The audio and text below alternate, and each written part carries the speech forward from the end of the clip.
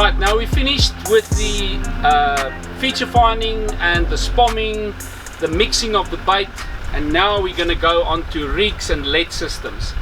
And obviously followed on that is the bait presentations.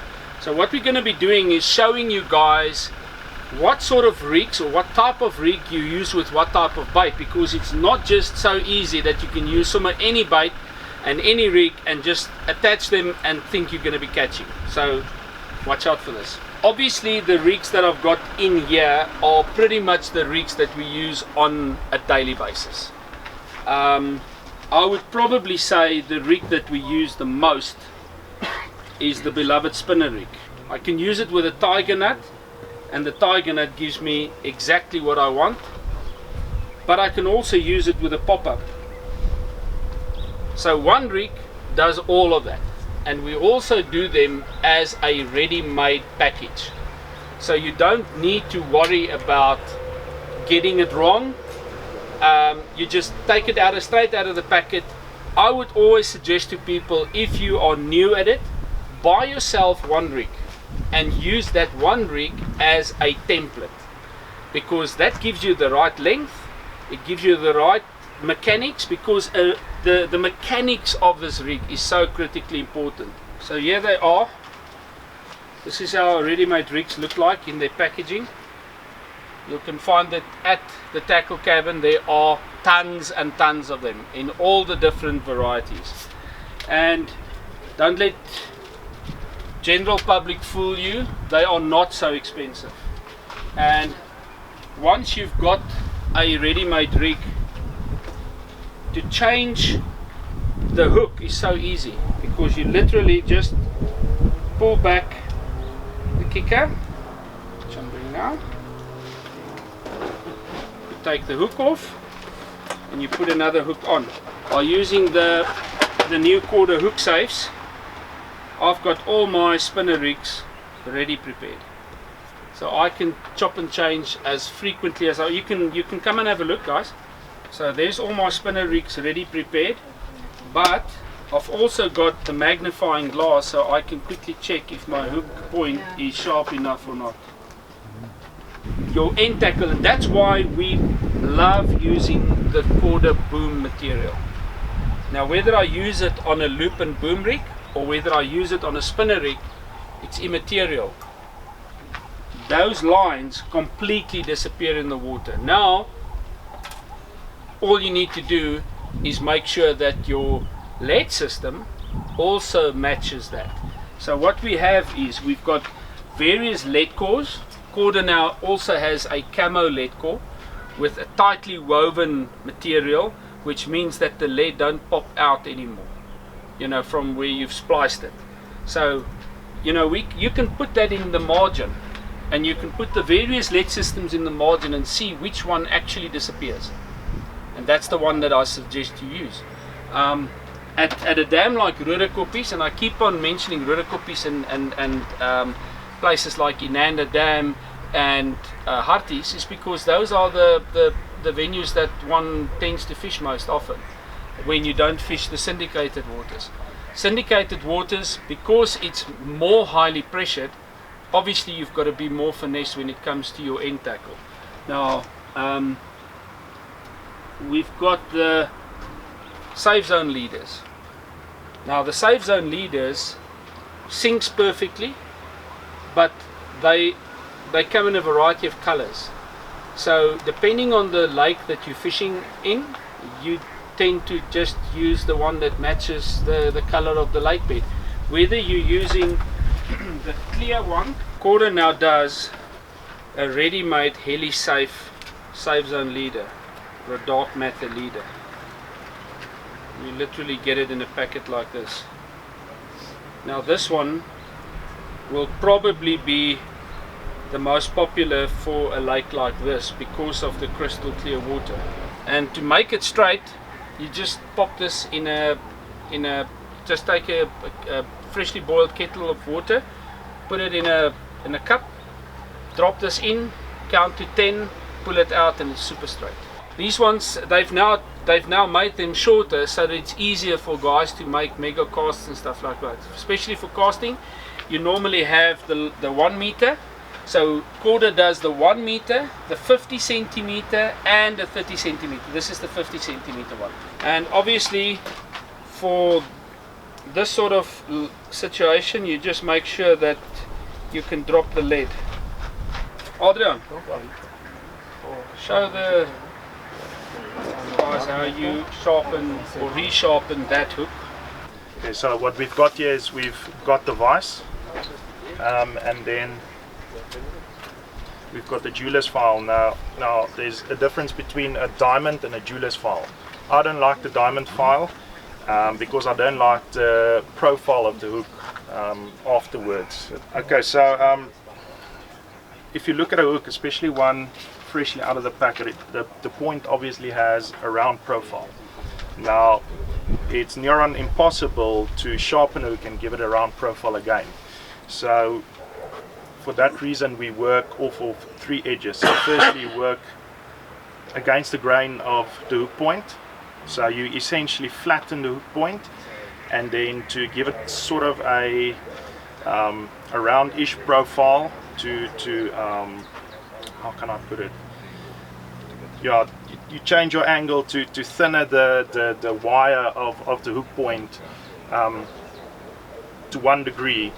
You then work on 245 degrees with your normal angle you'd use working towards the point. So what I normally do is I use the vise to hold the hook in position, and then you use different degrees of force when you actually sharpen a hook. Now initially you want to take the little bump off the hook point to thinner the wire. So you don't, from the off, you don't immediately work towards the hook point. So what I do is I just guide it with, I use, this is the pressure I apply with this finger, and I just use this finger as a guide. So initially I'm going to put quite a bit of pressure on the hook point just to flatten that bump. So there you can see, you can already see I've taken away quite a bit of material from that hook. So now at this stage I'll start working at a different angle with a bit less force, because I'm actually working towards the hook point now.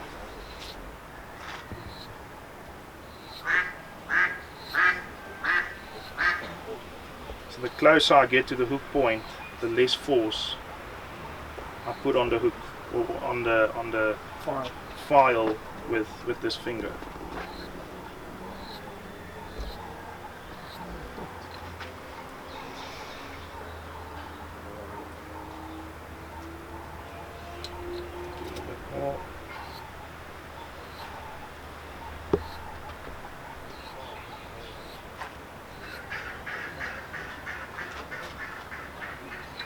And always work against the hook point, never work up towards the hook point, because you're obviously going to blunt the hook in that instance then.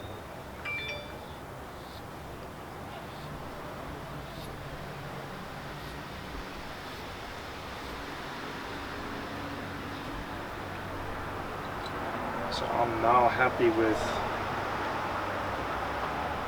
the straight angle. And now I'm going to apply like very light force when working with the 245 angle, 45 degree angles. It's literally just working it towards the hook point.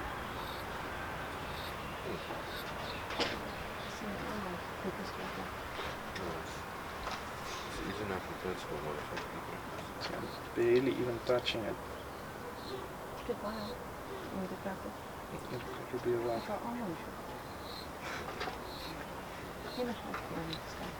Okay, so now we've used the jeweler's file. Now what the jeweler's file does is initially it takes away a lot of material, so it actually leaves grooves in the wire or the metal.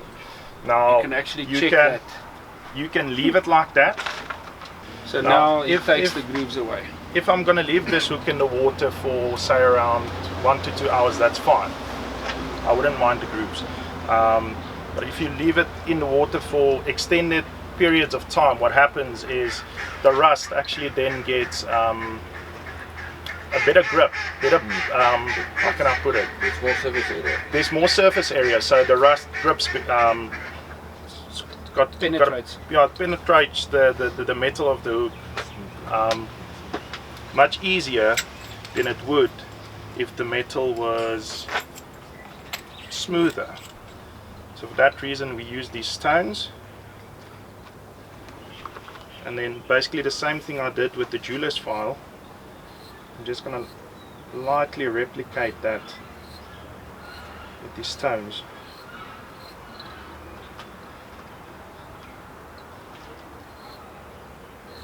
Now I'm happy with, well, sort of happy with the sharpness of this hook. Now people tend to test the sharpness of the hooks in very many ways. A lot of people test it against their nail. I don't do that because I sharpen the hook to such a degree that if I do put this hook point against my nail, I am going to blunt it. So I personally don't believe that a hook is sharp if it catches your nail in whichever way. You know, people tend to believe. So what I actually do is I prick myself in the soft flesh, ouch, and then if it draws blood, I know it's sharp. Won't be doing that. Yeah. So that's a sharp hook. And then another way to test it, to ensure that you don't blunt the hook, is just very lightly rub the hook over the skin of your finger, and if it grabs, it's sharp. Okay, so now, to say for instance I'm going to leave this hook overnight, I've got to find a way of making sure it doesn't rust. Now I know, especially with Aqua, with this clay being so rich in minerals and all of that, the hooks do tend to rust and go blunt quite quickly if they are sharpened. So now we've got this compound, which a lot of people think it's Vaseline. I can promise you it's not Vaseline. It's much more sticky than Vaseline. Touch it and rub it on your fingers. Yeah, it's sticky. It's Vaseline. It's not Vaseline. Oh yeah, it's sticky. Yeah. It's sticky. I So- did that in my print. Yeah, so I simply,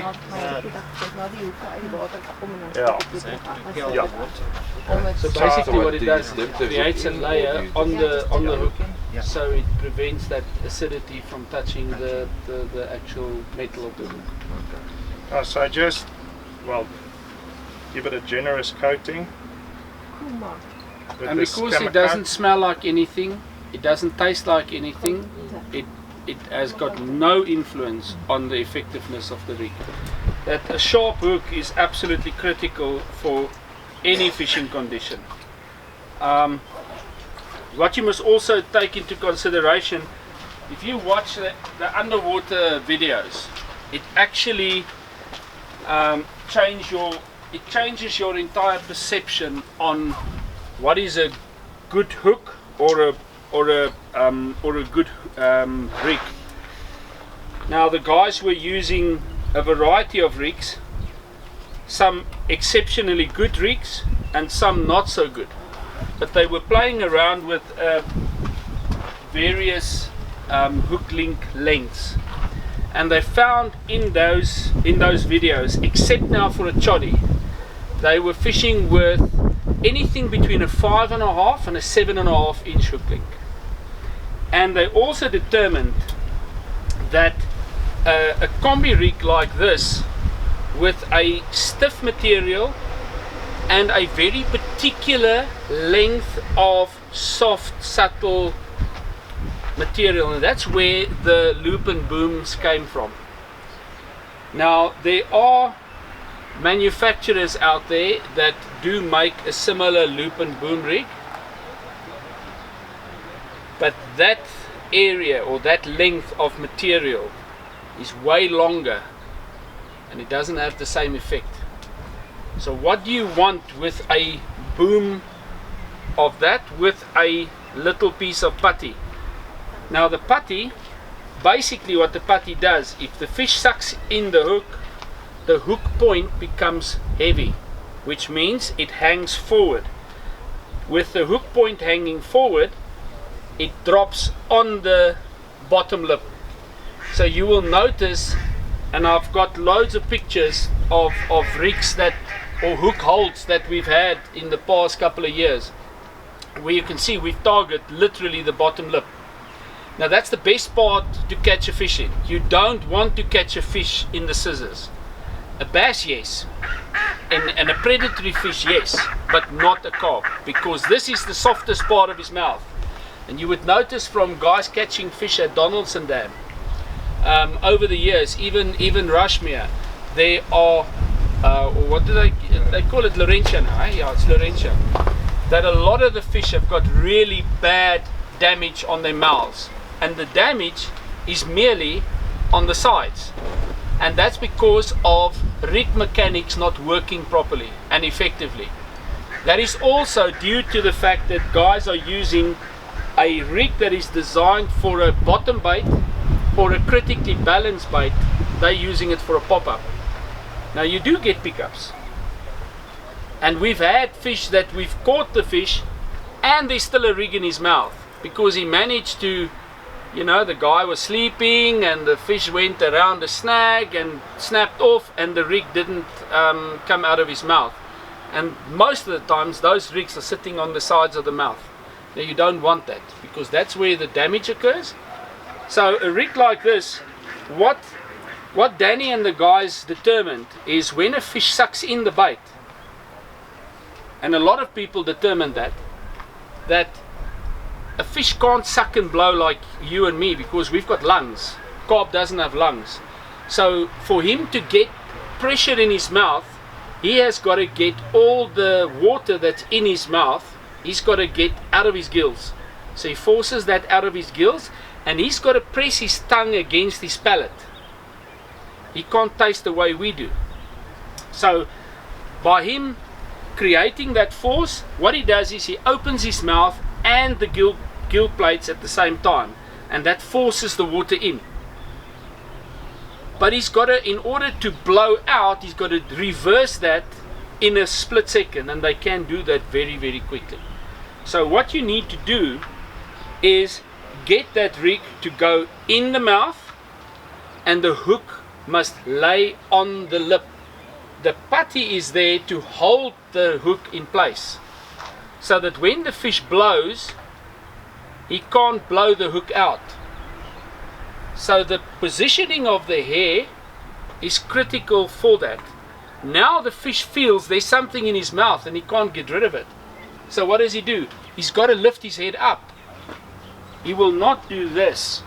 He will lift his head up. So by lifting his head up, he is helping that hook to set properly, and with the weight of the lead, he actually penetrates the hook deep in the back behind the bony part of the bottom lip, and that's the ideal place where you want to hook a fish. Alright, so that is what the rig mechanics is about.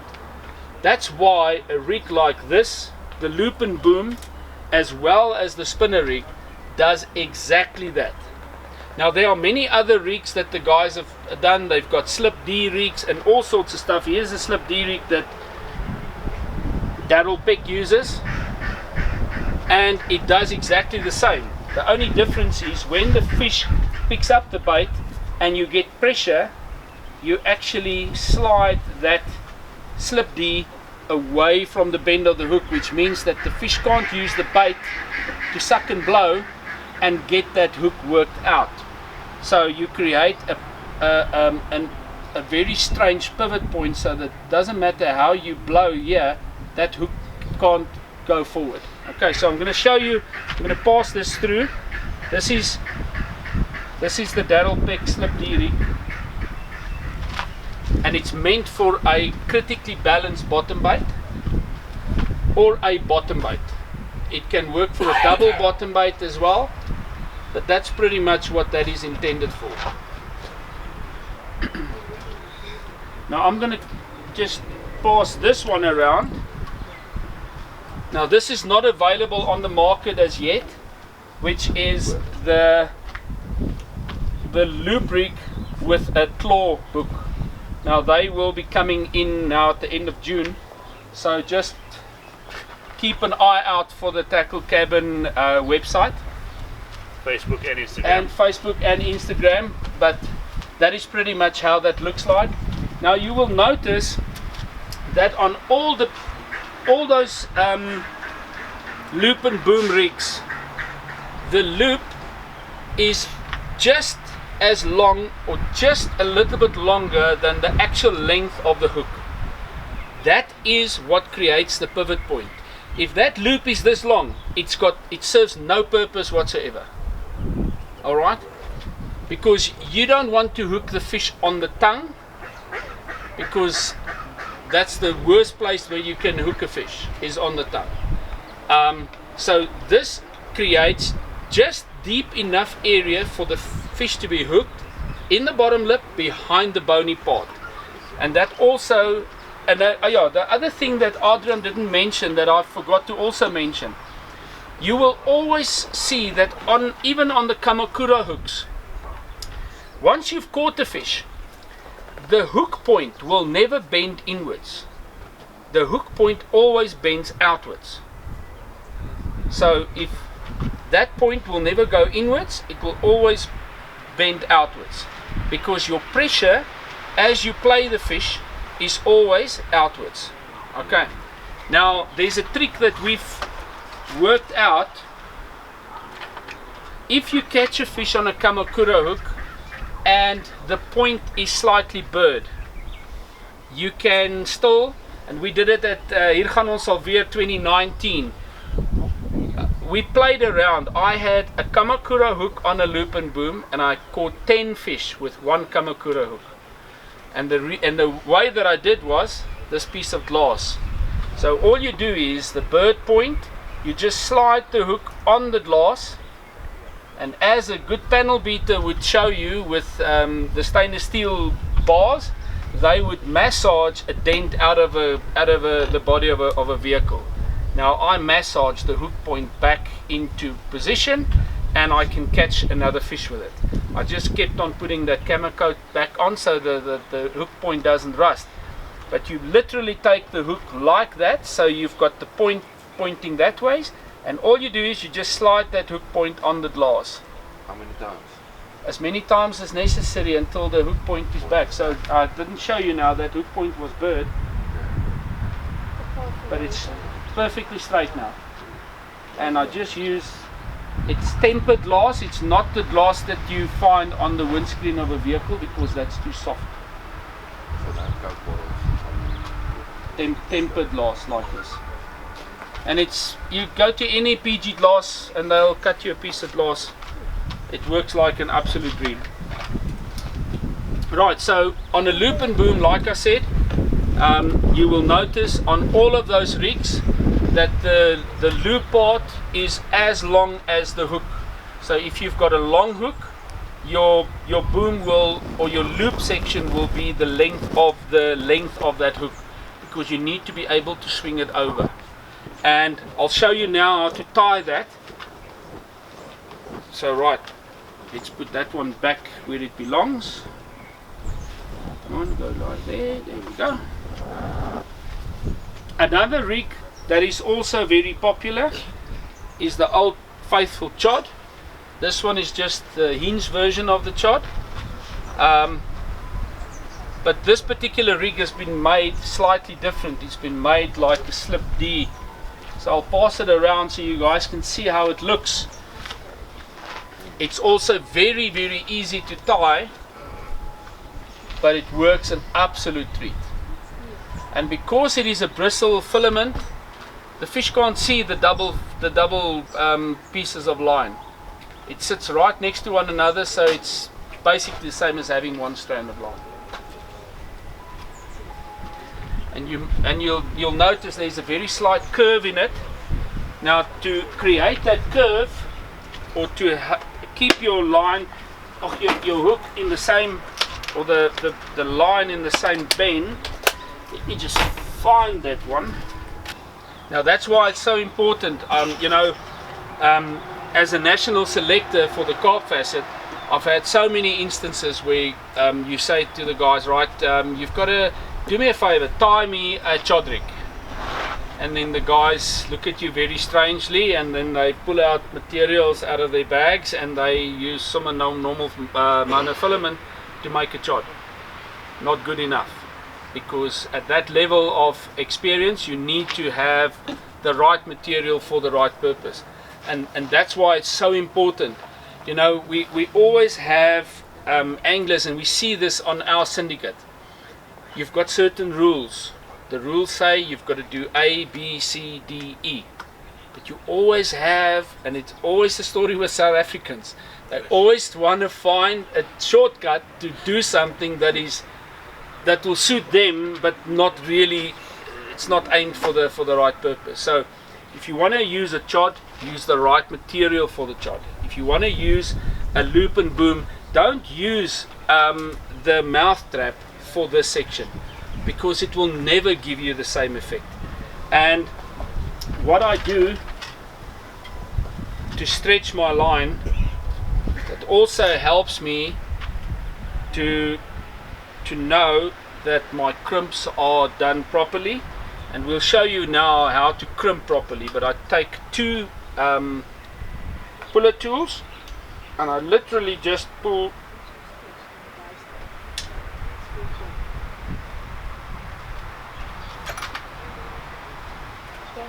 And there I've got a straight hook link. Now, coming to hooks, something that passed my mind just now. We get it quite a lot, that people say, oh, this particular hook bent open on a fish. Guys, we've all had loads of fish in our lives. I can't remember, other than fishing a size 8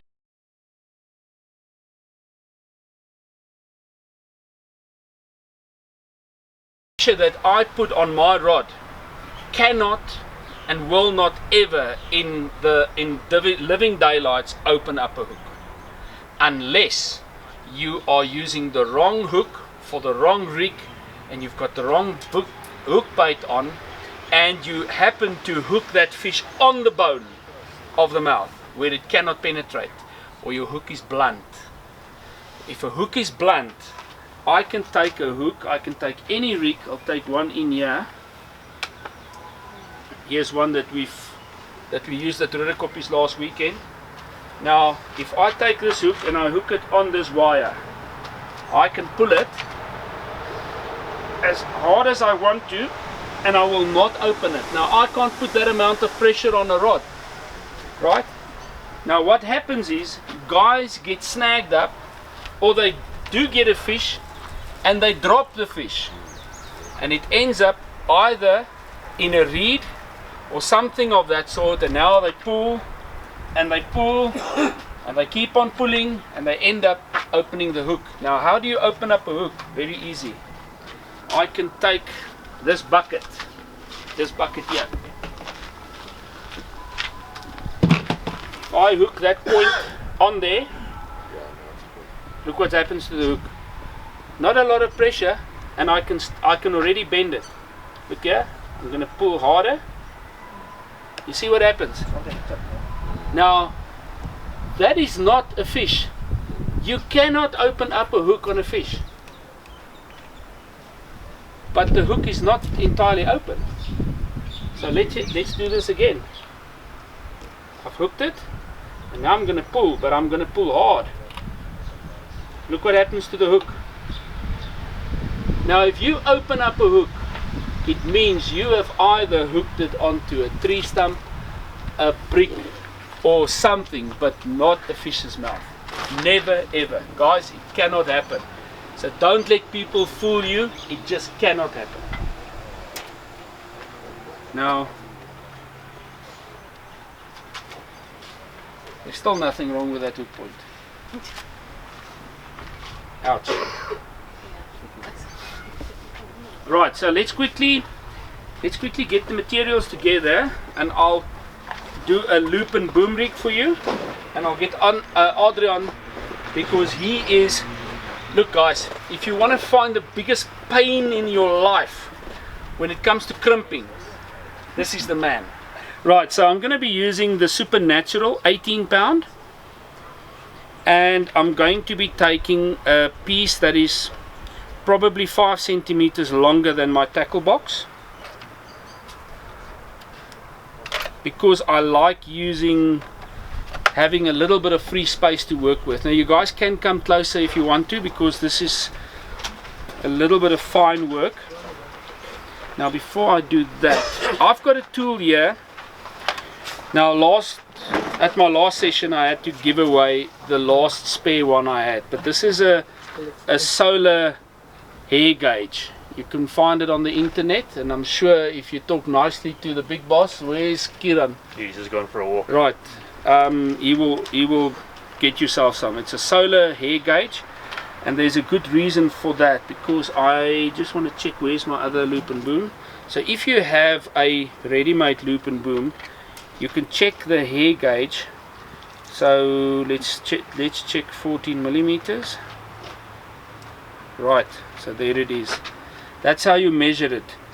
You put it in that little slot there, and you keep the hook as straight as possible. That gives you a 14 millimeter. There we go, 14 millimeters. That's the length of the hair from the bend of the hook. So now I know I've got to make sure that that one is 14 millimeters. So what I do is I first make a double granny knot for my little loop. So I go through once and twice,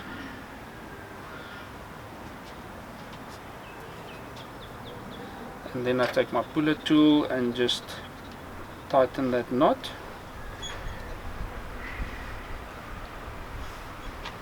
Right, and I just cut off the tag end. Right, now I've got my hook,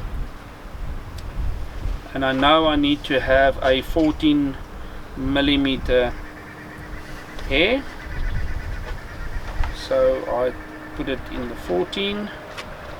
I hook the hook in place, and I've got my hair in place.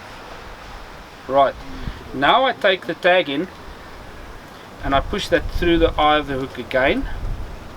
So now I've got a loop.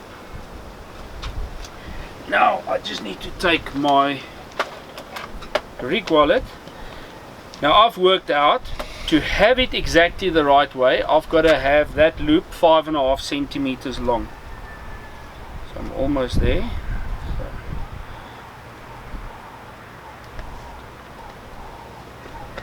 Right, exactly 5.5 centimeters.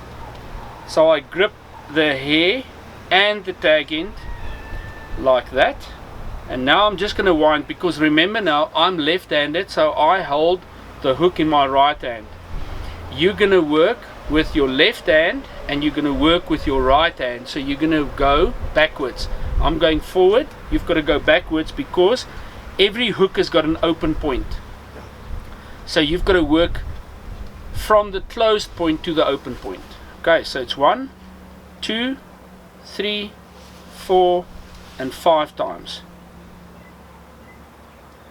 Then I take that and I push that back through the eye, and I take my puller tool, open up that loop, and I take my thumbnail and my fingernail and I just push so that I can just lock that knot in place. And I make sure that the hair exits exactly on the back of the hook, on the back of the shank. So this tag end I can now cut off.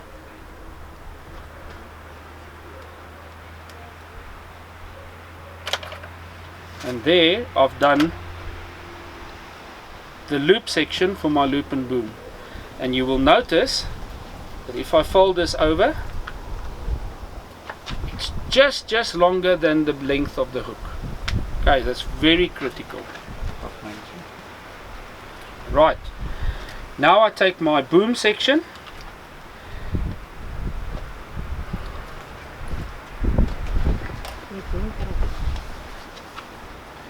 and I cut the length off.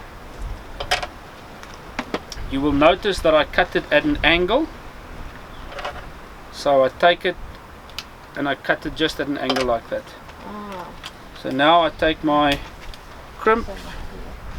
So I'm using the 25-pound boom, and thank goodness there's a 15-pound boom coming out with a 0.5 crimp with our next shipment. So I can't wait for that, because it will change the face of combi rigs. Right, so I now push the line through the one end of the crimp, and I push the line through the other end of the crimp, and I pull that one so that I've got a small little hole. This is now for the attachment of my loop rig. So I'm using the 0.6 slot, so it's the small slot in the crimp tool. The new crimp tool kits will have, it's a mini crimp tool, and it will have 3 slots. Okay. So the critical part there is you've got to make sure that the crimp ends up inside the grooves of the crimping tool. If it is not in, it's going to flatten your crimp. It's still going to crimp it, but it's going to damage it. It's not going to damage it for you to feel now, but it's going to damage it when it actually matters. Right, so now you're not going to put a huge amount of pressure. My youngster did it with his crimping tool, and he broke the crimp tool. I said, you just went just that little bit too far. So all you do is just medium 3/4 pressure. So your crimp ends up fairly round. You can actually feel it. It's almost round. Now I just cut that little tag end off. But I don't cut all of it, because I'm going to be attaching my putty around there. So I want something for that putty to hold on to. Okay, so this tag end is just a little bit too long still. Right. Now I do the other end.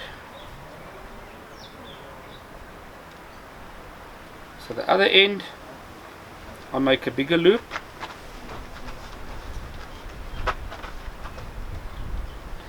And I can measure that again. So I want to go roughly about 6.5 inches, which is 16.5 centimeters. So if I go 16.5 centimeters, I'm still a little bit heavy there.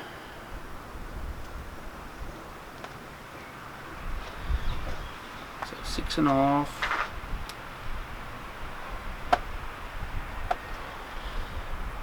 And like I said earlier on, we've got that thing in fishing, te meet is om te weet. And we've learned that, you know, if you want to do something consistently, and you start catching fish, you need to know, I used a particular length of rig. If you start messing around, now you've got an 8-inch length, and now you've got a 6-inch length. You're all over the show. Now you catch, now you don't catch, now you don't know what's the reason for that. And honestly, what we've worked out, if you use a long hook link and you start losing fish, make it shorter. If you use a short hook length and you start losing fish, make it slightly longer. The other thing is your bait. If your bait is too far from the hook, if it's a very critical venue like a Donaldson Dam, or a Rushmere, you can get away with a slightly longer hair, but under normal circumstances you don't want your hair to be too long. Right, so you can almost immediately feel when that crimp falls into the slots. You kind of expect it to fall in place. So there you can see it's perfectly inside the grooves, Now, I've had a lot of guys that's returned their crimp tools. No, this thing doesn't work, it doesn't crimp properly. And then him and I stand there in the shop, put it in, crimp it. Okay, there's nothing wrong with it. They say no, the slots don't line up. Now they actually do line up, but that's alright. It's alright, I'm crimping this one now. And then you cut the tag end off. Now what I do is I take my choddy tool. Here's my choddy tool and my puller tool. Puller tool in this slot, choddy tool in that little slot there.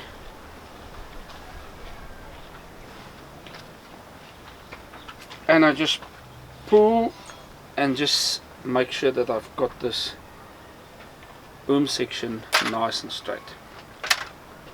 There you go. Okay, now to attach the loop rig, what they show on the quarter videos is actually the long way around, because you can just take this part and you just slide that through and you get the same effect. It's just not that difficult to do. Right, there's my loop and boom put together, and all I need to now do is attach my piece of putty.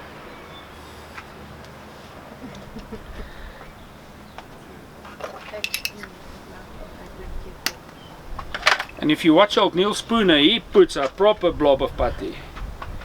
You don't really need to go that big, but it's just the amount of confidence that he's got in the putty that he's got on. It actually forces that hook down into the bottom lip. So I just massage that putty into the grooves of the crimp, and then I mold it. And I shape it into shape.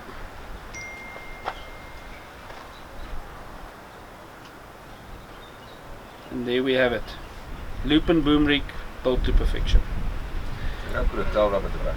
You don't need to put a kicker on this because it is... On the back. Oh, what I do at the back, I actually don't put a tail rubber or anything. I put a 4mm quarter bead, and I'll show you why.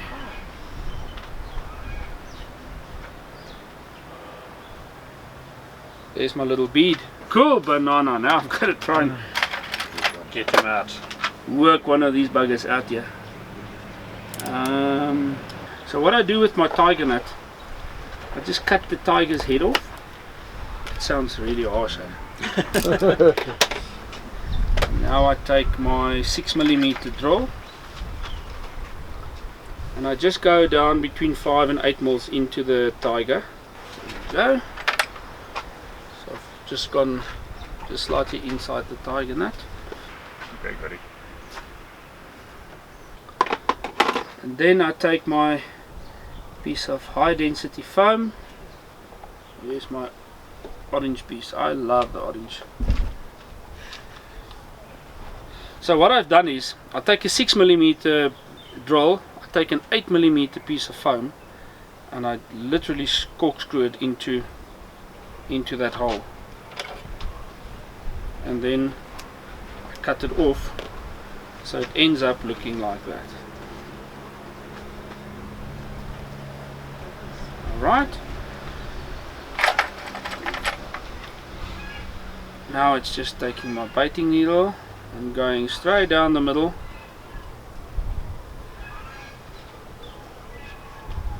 and then onto the hair. Now to work out where you want this bait to sit, now if I go to there, it's just a little bit too short, so I've got to just take an extender stop.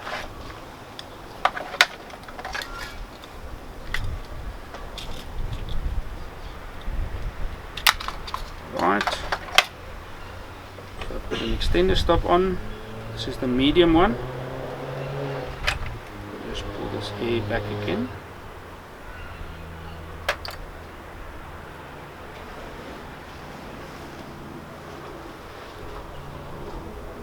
And I'll pull it onto the bait. You see what happens with the bait now? It is just about the length of the hair. And now I can just manipulate the tiger, because I've got to just expose some of the tiger's flesh,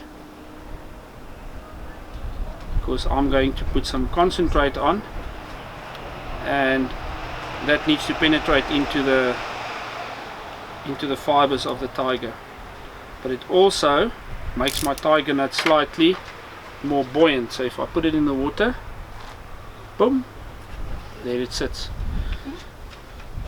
So now I've got my PVA mix.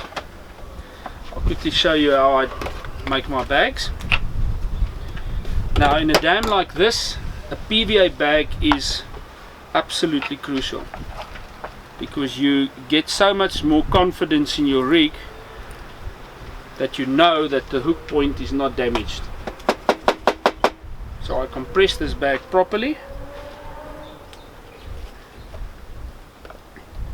Take my thumb and forefinger, twist it, make a granny knot, make another granny knot. That's the start of the next bag. Cut it off.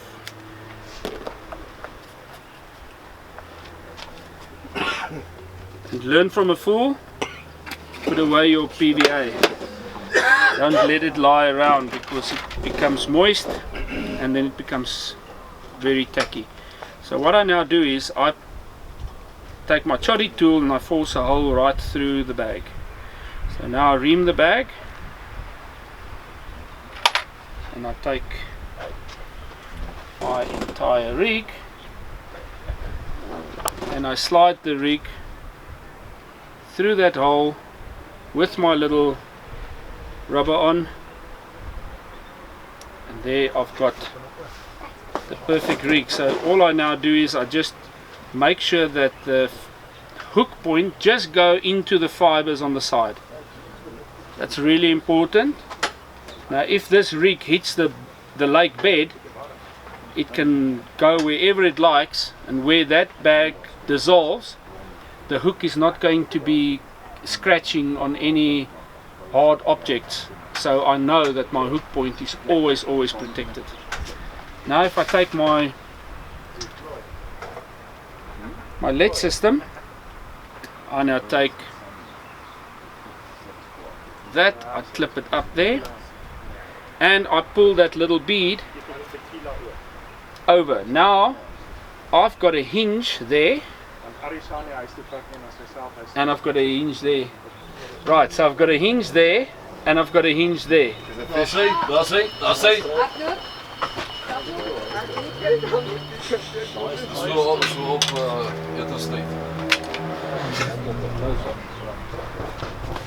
dropped your spawn 5 minutes ago. Smoke break. Something that the quarter guy started using, because if you take this and you put this in the margin and you drop this lead, doesn't matter where it lands, even if this lands elevated, the rig always lies flat. If you have a anti-tangle sleeve and you just by accident just push that anti-tangle sleeve too tight against the swivel, you can end up with this whole rig sitting like that, which you don't want. Right, so the long and short is, by having a pivot point by this little swivel and having a pivot point there, your entire rig ends up finding a place where it needs to lie perfectly and where it can present itself. So, and this rig I can cast all day long with that PVA bag, and I will never ever get a tangulation. Never. If you put it on now this is what I just quickly explained.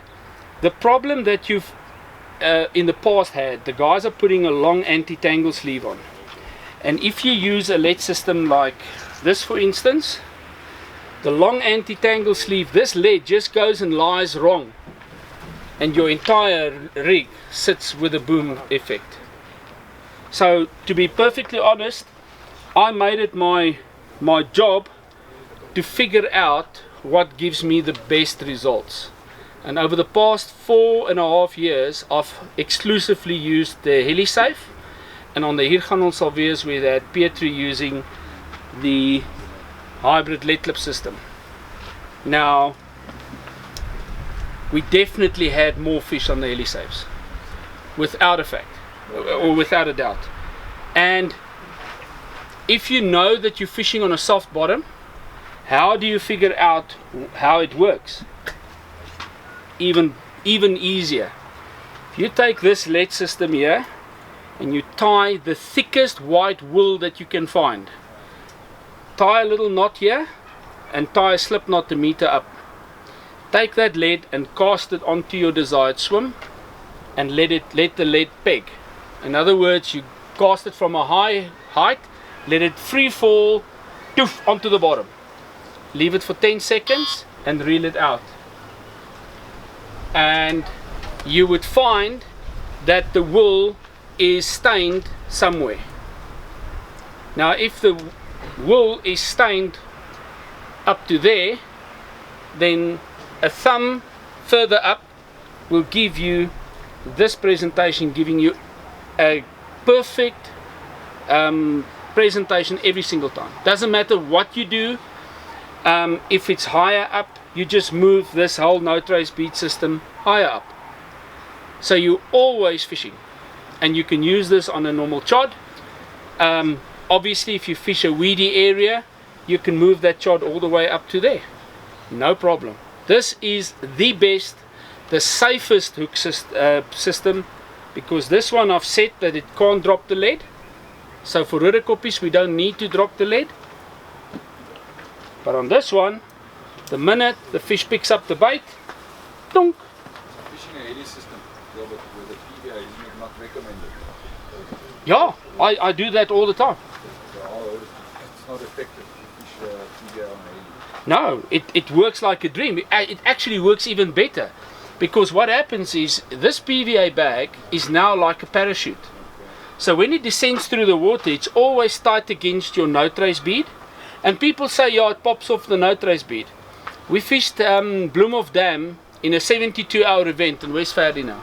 Now, Verdi and I fished for 72 hours with a no trace bead on, and we lost one no trace bead in 72 hours.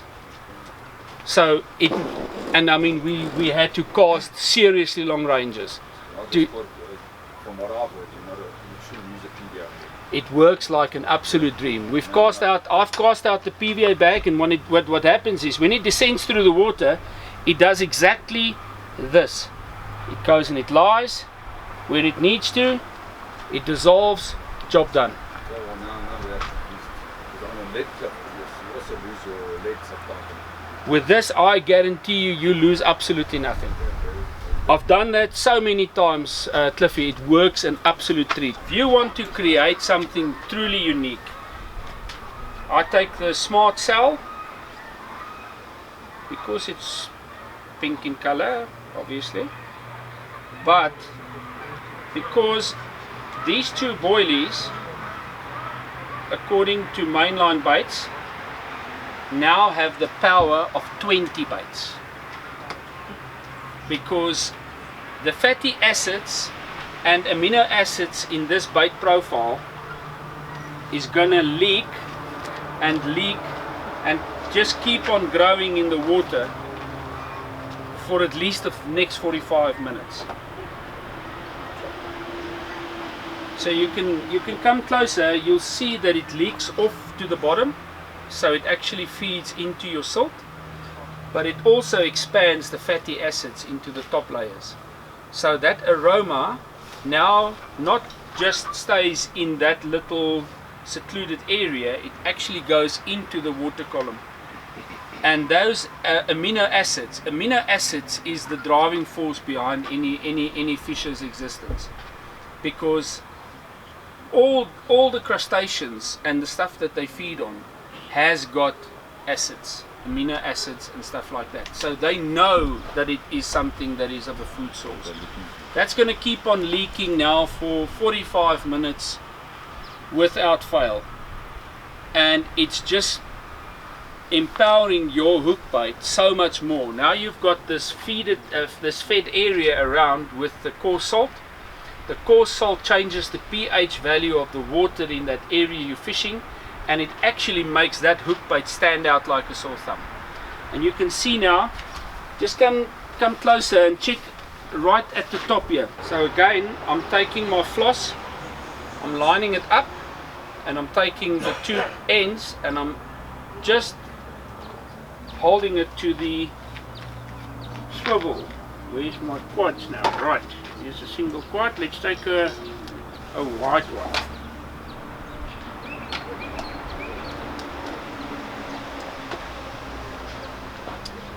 Now I can try and be fancy.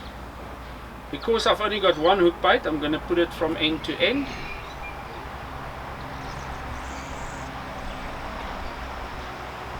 And also, don't ever be scared of large hooks. This is a small bait, but I've still got a size 4 hook on.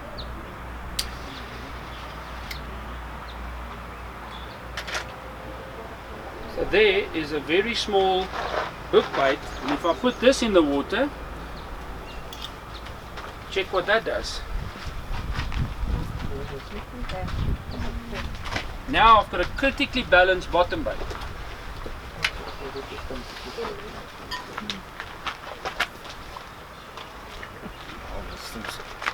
Right, now I can take the same bait or the same rig. That's why I say you only need to have 3 rigs in your armory. You need to have a spinner rig, you need to have a lupine boom, and you need to have a chod rig, and that would do everything for you. Now I'm going to take a bottom bait and some of the same pop-up that I've just demonstrated. So putting first the pop-up, then the bottom bait, and there's my piece of floss. Come on, don't just brag. Comes in 3 flavors. Comes in cell, essential cell, and link. In a pop-up and a pot. Both in a pop-up and a bottom bait. Now I've got a critically balanced bottom bait, so I can move my spinner swivel down, right? And I'm going to put this in the water. And there we have the most awesome snowman rig. It's just about the hook.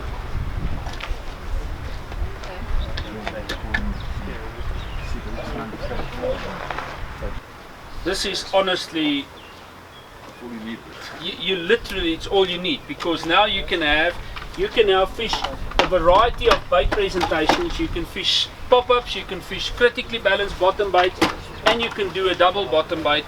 Works like a treat. But the other thing as well is what we did at Ridderkoppies Dam. We took a tiger nut, cut the head off, take a quad, put it on top, and you've got so the choices and the variety that you can end up with just one type of hook bait is insane. And just check, that thing is still leaking. Okay, so as Gilbert mentioned earlier, I'm going to be making the spinner rig now, which is, like you guys saw, an extremely versatile rig.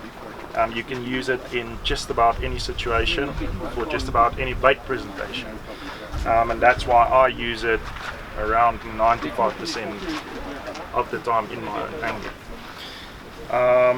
Now there's a few takes on it. There's a lot of people that do it differently. However, Corda's made it very easy with the components we're going to use now. Firstly, to reuse these boom sections. I've got boom sections that I've had for around 2 years now, which I still use. I'm actually fishing with one of them at the moment. And then of course the hook sections, which is very easy to just interchange should the hook go blunt. And then of course we can reuse the components afterwards. Okay, so we start off by actually making the boom. Now I prefer to use the 35 pound. I know Gilbert likes the 25 pound. I use the 35 pound in all instances. Firstly because it's a bit stronger. When I straighten this material, it tends to straighten a bit neater, and yeah, when I crimp it, I know it's never going to break. Like I said, I've had some of them for 2 years now. I still use them to this day. Okay, so I'm going to start off by taking the spinner swivel. So there's a difference between a spinner swivel and a normal quick chain swivel with a ring. You'll see the crook on the spinner swivel is actually designed to fit the eye of the hook very neatly, whereas with a quick chain swivel you've got to bend open the little crook on the swivel. Now, because I'm very pedantic about my rigs and I like everything to be very neat, I actually snip off the little ring that comes with this spinner swivel. The less metal the better, in my opinion. And then we're going to start off with the actual boom section. So this is the 35-pound boom. So with the 35-pound boom you use the 0.7 mil crimps.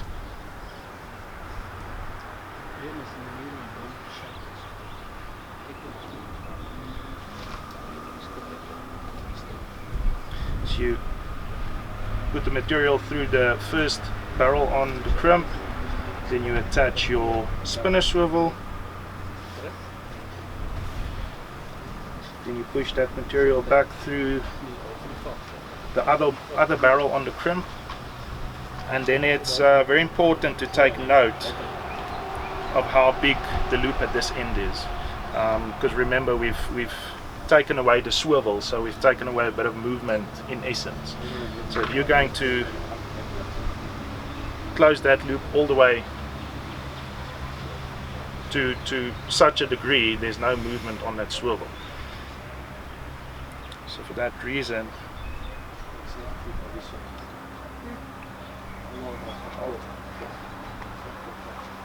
I tend to leave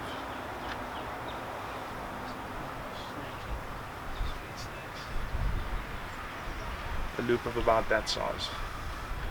So there's plenty movement for that swivel still. And Gilbert showed you guys earlier how to properly crimp these quarter crimps. So we're going to use the large slot on the crimping tool because this is the larger of the two crimps. We've always got to make sure, check both sides, that the crimp sits neatly within the barrel of the crimping tool. And then again, like Gilbert mentioned earlier, the end goal is not to break the crimp, but simply to, you'll feel when you apply pressure, firstly the crimp's going to crush like it does there, and then you just need slight pressure on that crimp. So what that does is firstly it flattens the crimp, but it still retains the roundness of the fluorocarbon, so we don't flatten that fluorocarbon and damage it in any way. Okay. And from there,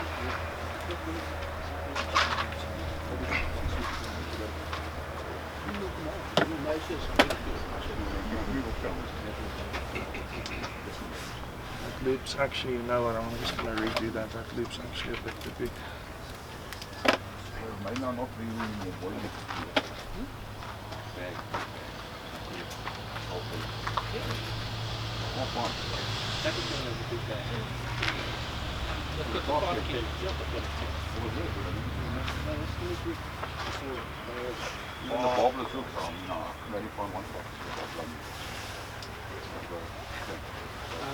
On the next shipment, tackle cabin is got some problems coming in, and SNZ has also got problems coming. That's a rod I've got to worry about because I know that's in front of a snake. The other one's not supposed to be in front of a snake.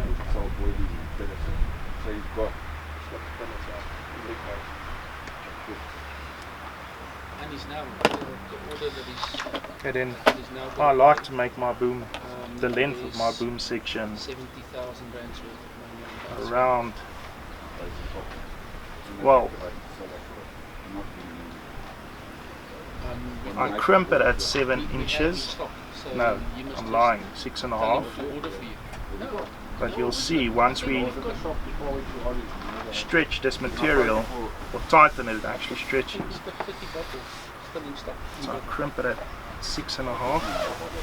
So yeah, just Like a little kink on that side. some Is it now? and Yeah. Camera. yeah, camera.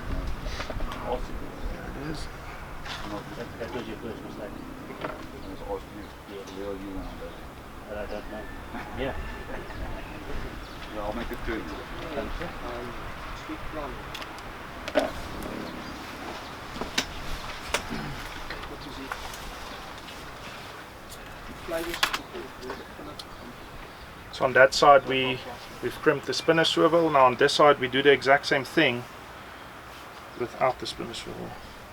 This is obviously the bit where your lead system is going to attach to.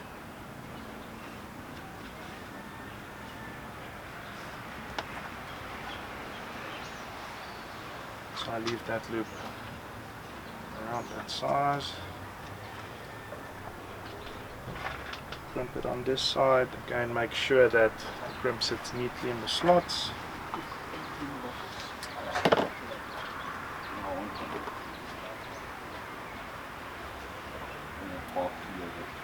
Just always leave a little tag in, No, sweet plum is finished. margin for error.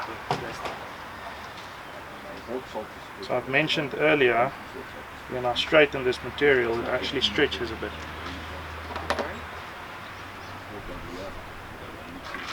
So I use the chodder tool on that side, puller tool on this side, and just apply gentle force. Now, you're never going to pull any fish in the world, or any carp in the world, harder than the pressure I'm applying here at the moment.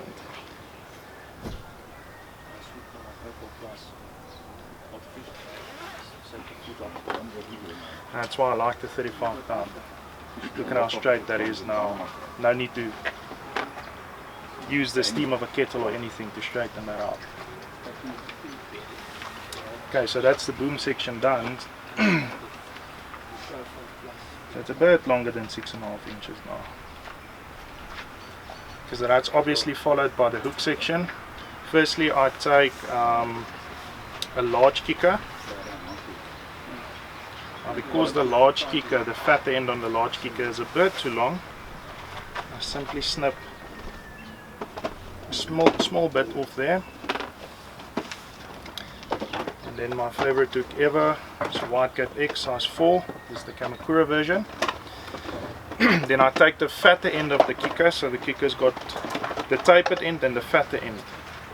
The fatter end I slide over the hook of the eye first, being careful not to push it through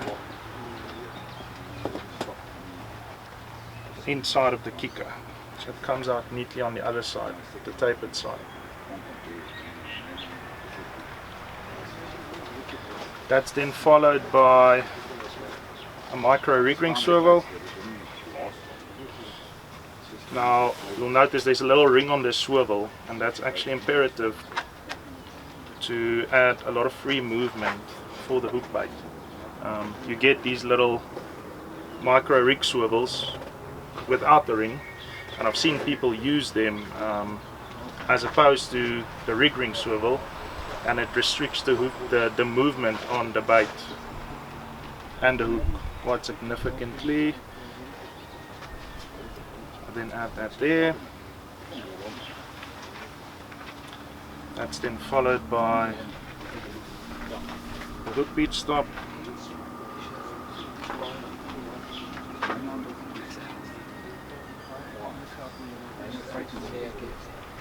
And that you simply push over the hook till it sits in the first bend of the hook, roughly opposite the barb of the hook. Now this is where I said earlier the spinner swivel specifically comes into play. That crook simply hooks into the eye of the swivel. Now if you use any other swivel on this end, you tend to struggle, and it gets frustrated. The kicker then simply slides over the crook of the spinner swivel, such. It's very important to make sure that you retain the shape of the kicker. So I've seen a lot of people, what they do is they push the kicker over, but they set it to the side. So what then happens is, look at that weird angle that the hook sits at.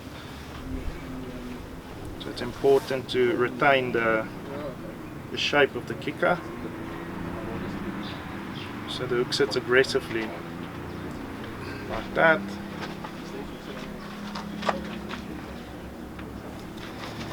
And this, so now this obviously depends on what hook bait you're going to be using in this instance. So if you are going to be using a pop-up, you want to add a bit of dark matter putty.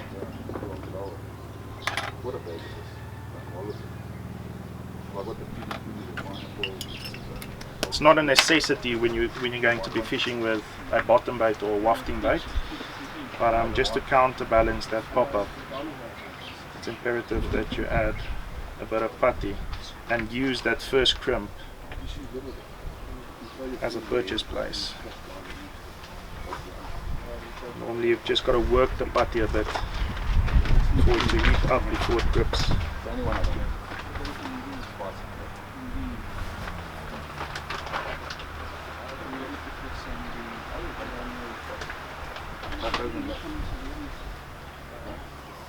What were you going to say? So hold this putty. There we go. It's fast. You could see for the villa tree in the water. So much grass. Alright, so that's the spinner rig completed. And then to attach the hook bait couldn't be any simpler. Simply take a length of bait floss,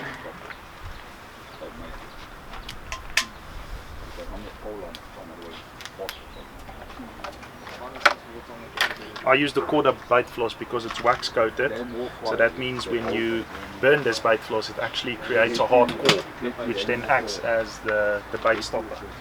You can use a pop-up then. Doesn't pop up.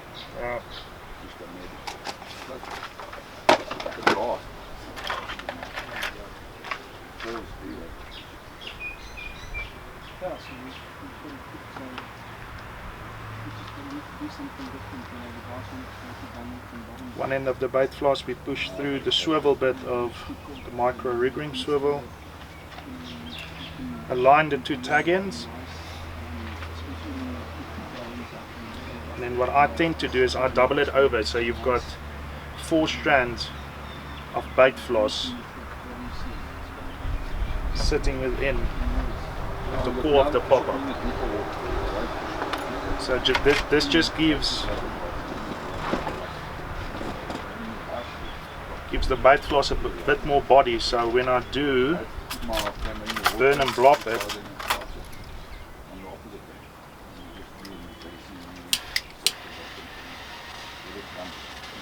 like such, it just creates a firmer bait stop.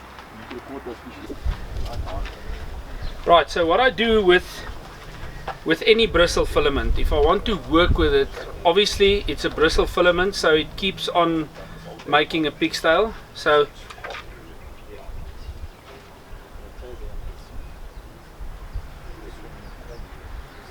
I just straighten it by just biting on it. It is a very, very strong type of line. So right, now let me show you the easy way. So I put the line through,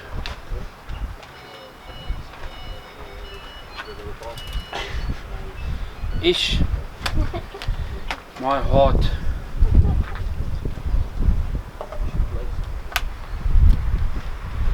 I lied, I had to first do the swivel part. Swivel part is very easy, so you just put the line through and then you just go twice around, 1, 2, and through the opening. Just like that, just a normal blood knot. Make sure that you lubricate it properly and use your nails to just guide the hook down so that you don't burn it. So once you get to that point where the knot is set, it's a very, very neat knot, very strong. And then you just cut off the tag end.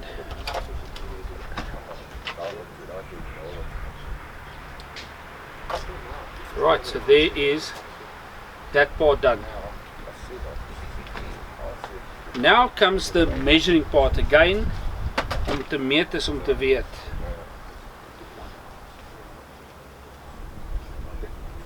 So if I want a fairly short chod, I literally, and again you measure it, that's a centimeter from the eye of the hook to where the knot is.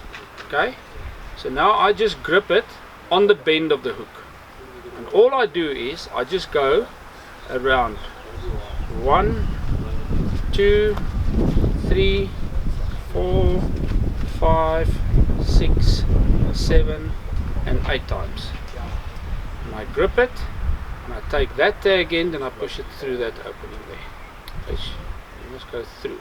Right, there you go. That is it. And then I just take my puller tool, because I don't want to end up with a hook in my finger, and very, very slowly, this is where guys get it wrong, you must really pull slowly on the knot and just pull that tag end back, hold it back in place, and just gently, gently, gently ease that knot off until it sets. Oops. Donkey, donkey. And you'll see when the knot is set it, just there.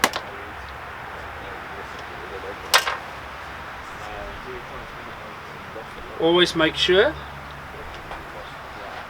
that your hair comes out the back end of the hook. So there is the first part done. Now obviously this piece is too long, so I just cut that off. Take my medium rig ring. Don't use a micro rig ring swivel, because it ends up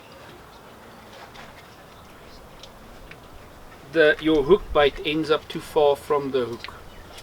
The micro rig ring does exactly what you want. So I just slide that on, and I fold this back, and I push this back into the eye, like so. Now I can fold this out of the way, and this is what makes this material so nice to work with, because I can fold it, I can bend it,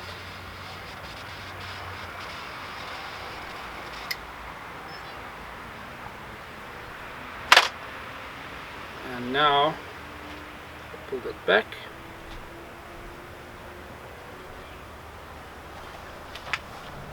and I take my choddy tool, push the choddy tool in there, and I just manipulate the opening. Now by just working it with your fingers,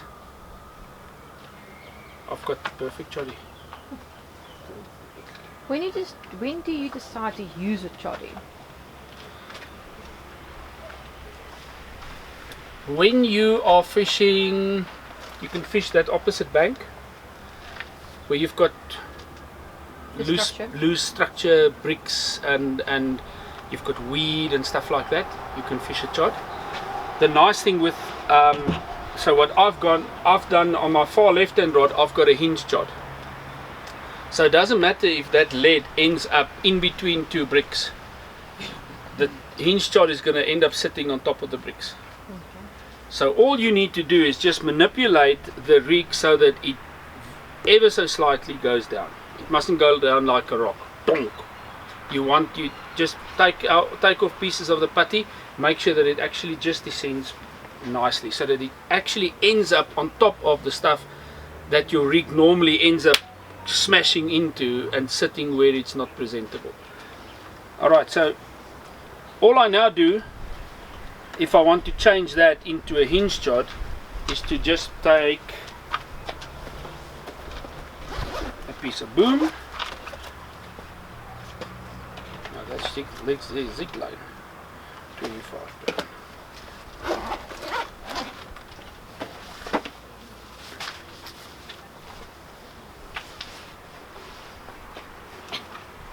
This is what Murphy does, eh?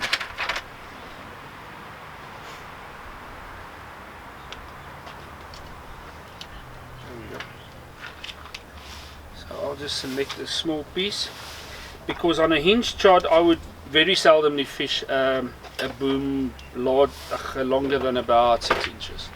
You really don't want something massively long. It's not necessary. So again, 0.6 crimp comes to.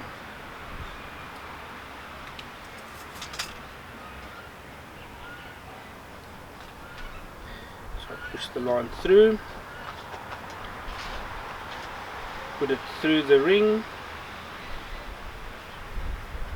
and through there, and this one I can actually pull tight to the ring, because the ring can be the rigid part and the chod part can be the one with all the movement. So now again, and this is where it's crucial to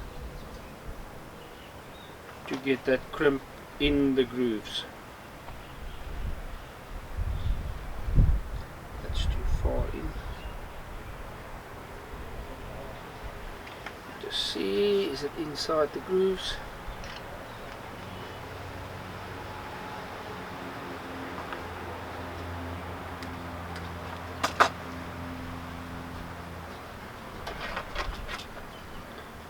Cut off the tag end. Then I measure it. There's my 6-inch boom, so it's going to end up there.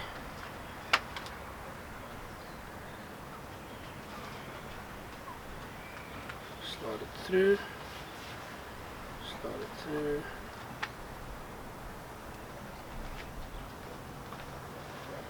Just check it.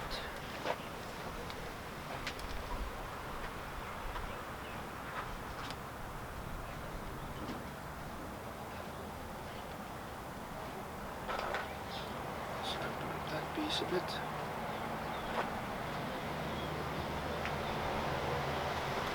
And again, it's just all about consistency.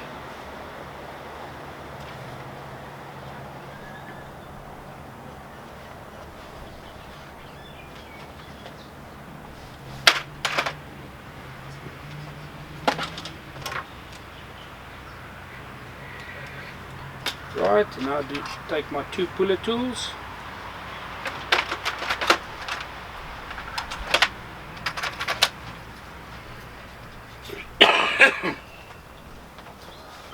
And I can pull that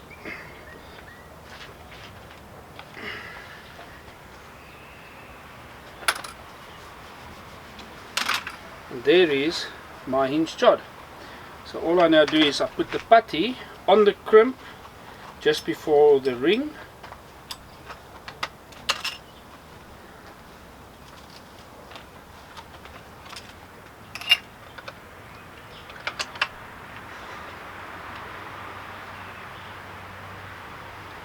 so you just put the putty right there.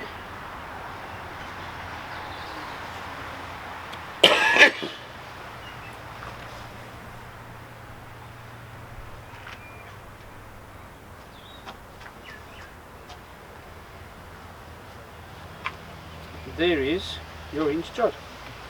So now it's just a matter of putting a bait on. And let's someone put one of these pink pepper ones on. The salty squids. Oh, I love that smell. It's actually not off-putting, it's actually a nice smell.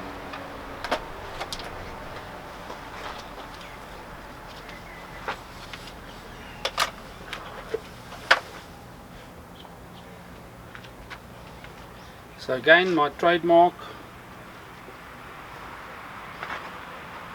put the floss through and fold the floss back, hook it into place.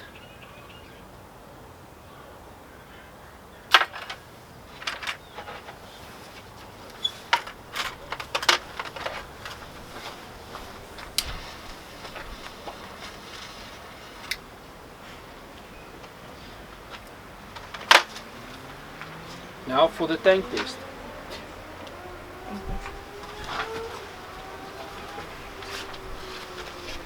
There's your chod sitting absolutely beautifully.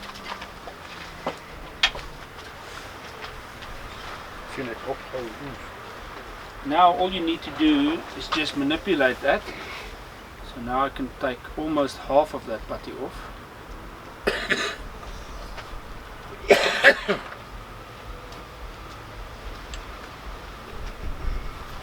And then put it in again. Still a little bit heavy, so I can still take more of, so I can just make sure that it descends just nice and slowly.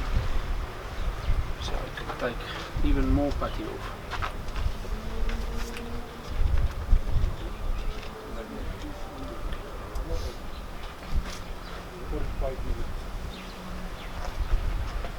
There we go.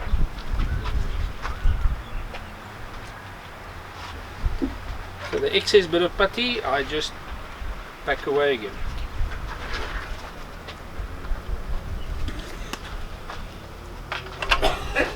And there we have it, guys. Chods, spinner rigs and loops and booms. The 3 rigs that you need to know about, that you need to use, and you can use that absolutely anywhere. Now, when would you use just your normal chod? And when would you use a hinge chod? The normal chod you would use when you've got weedy conditions. What you would normally do is you would push that no trace bead all the way up, almost 3 foot away, and you don't need to use that buffer bead. The majority of guys don't even bother messing around with the buffer bead. So literally you can cast that thing as hard as you like. It sits right at the back by the no trace bead. The lead hits the water, it moves forward a little bit, and as it descends it goes back to the buffer bead, and as the line goes down it settles exactly where it needs to. Well, that pretty much concludes everything for today. Obviously we can go on for the next week and go through more rigs, more lead systems. We haven't touched on the corded goos, we haven't done all the goo bags, these type of things, where all these goodies that we play with are all packed nice and neatly inside.